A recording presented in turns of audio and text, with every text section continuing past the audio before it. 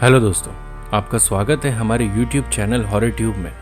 तो आज का जो टॉपिक है वो है ब्रह्म राक्षस। ब्रह्म राक्षस वह आत्मा होती है जिसमें ब्राह्मण और राक्षस दोनों के ही गुण होते हैं। ब्राह्मण या कोई ज्ञानी व्यक्ति जब अकाल मृत्यु को प्राप्त हो जाता है तो ऐसे में वो एक ब्रह्म राक्षस बन जाता है। ऐसे व्यक्ति जो उच्च ज्ञानी होकर भी अपने ज्ञान का गलत उपयोग करते हैं तो वो भी ब्रह्म राक्षस बन जाते हैं। तो आगे की जो घटना है वो मेरे दोस्त के परिवार के साथ हुई थी।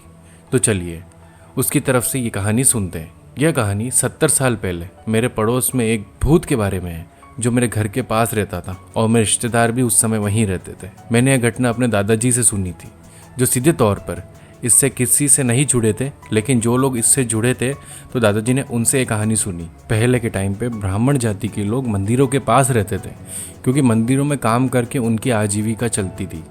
एक पुजारी था जो पास के मंदिर में पूजा प्रार्थना करता था, जो उपरोक्त परिवार का एक हिस्सा था।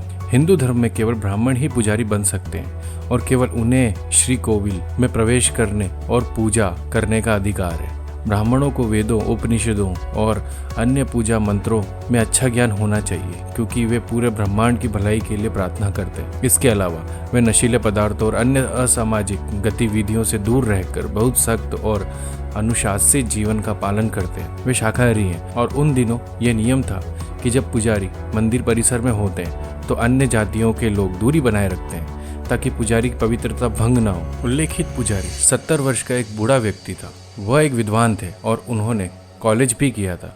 वह पास के देवी कार्तिका देवी के मंदिर में पूजा करके अपने परिवार के साथ खुशी खुशी रहता था। लेकिन एक दिन उसके परिवार ने देखा कि पुजारी जी के पूरे शरीर में किसी तरह के छाले हो रहे हैं और बुखार भी है। इसलिए वे उस गांव के डॉक्टर के पास ले गए जिसने कहा कि वह चेचक नाम के घातक बीमारी से पीड़ित है। उन दिनों चेचक एक लाइलाज बीमारी थी। 10 में से सिर्फ एक ही बीमारी से बच पाता था। अब शिशुओं को उचित टीकाकरण देकर इसे समाप्त कर दिया गया है।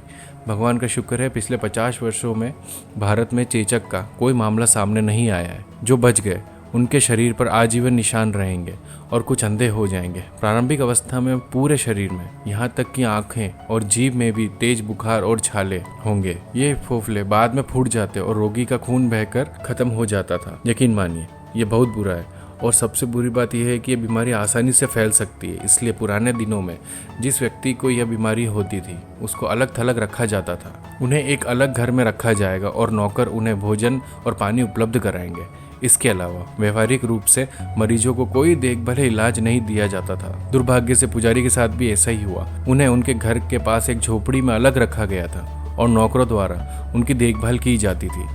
उनके बच्चे कभी उनके पास नहीं गए। उसकी आंखों में बहुत बुरे छाले पड़ गए थे जिससे वह अंधा हो गया था। उसके जीभ और गले में छाले हो गए थे, इसलिए वह आसानी से न कुछ खा रहा था न कुछ पी पा रहा था। वह 2 सप्ताह से अधिक समय तक उस स्थिति में रहे और फिर उनकी मृत्यु हो गई। नौकरों ने पाया कि वह 2 दिन बाद कि वह मर चुके हैं क्योंकि बहुत दिनों से कोई उनके पास नहीं गया था। चूंकि उनका शरीर सड़ रहा था इसलिए उन्होंने उचित अंतिम संस्कार नहीं किया और जो कि एक ब्राह्मण को मिलना चाहिए। उसके शरीर को कपड़ों में लपेटा गया और बाद में जला दिया गया। 1 हफ्ते तक कुछ नहीं हुआ, लेकिन बाद में कुछ असामान्य घटनाएं हुई। परिवार के पास मवेशी थे जो बिल्कुल स्वस्थ थे, पर थोड़े दिन में वो पागल होने लगे। वे विषम समय के दौरान शोर करना शुरू कर दिया था और वो बिना किसी वाजिब बीमारी के एक के बाद एक मरने लगे थे। इसके अलावा परिवार के सदस्यों को रात में उनके घर के चारों ओर घुर्राने की आवाज़ सुनाई दे रही थी। सबसे बड़े बेटे ने पुजारी की मृत्यु के बाद मंदिर में पूजा करने की जिम्मेदारी उठाई थी। वह सूर्योदय से पहले नहाने के लिए तालाब पर जाता था, लेकिन उसे तालाब के पास पत्थरों पर पानी के निशान दिखाई देते थे जैसे कि किसी ने नहा लिया हो। जो आश्चर्य की बात थी क्योंकि तालाब एक निजी संपत्ति थी और वह अपने पिता की मृत्यु के बाद परिवार में सबसे पहले जागे थे। फिर धीरे धीरे आसपास के घरों में मवेशी मरने लगे, जिसने वास्तव में एक बात छेड़ दी कि पुजारी की आत्मा शांत नहीं है और जिस तरह का अंतिम संस्कार किया गया है वह उससे बहुत दुखी है। इसकी पुष्टि एक घटना से हुई जब परिवार के सदस्यों में से एक ने घर के पास मानव पैरों के बड़े आकार के निशान पाए। क्योंकि इन निशानों के पास पड़ी पत्तियां भी आधी जली हुई थी। पूरा मोहल्ला डर गया और उन्होंने इन सब बातों के पीछे का कारण जानने के लिए ज्योतिष को बुलाया। ज्योतिष ने निशान देखा और बाद में उसने कुछ प्रार्थना और ध्यान किया और समझ आ गया कि यह पुजारी की आत्मा द्वारा किया गया था जो शांत नहीं थी। उन्होंने कहा कि पुजारी ब्रह्म राक्षस बन गया। आमतौर पर जब एक ब्राह्मण की अप्राकृतिक मृत्यु होती है तो उसकी आत्मा ब्रह्म राक्षस बन जाती है। तो दोस्तों, ये है पार्ट 1।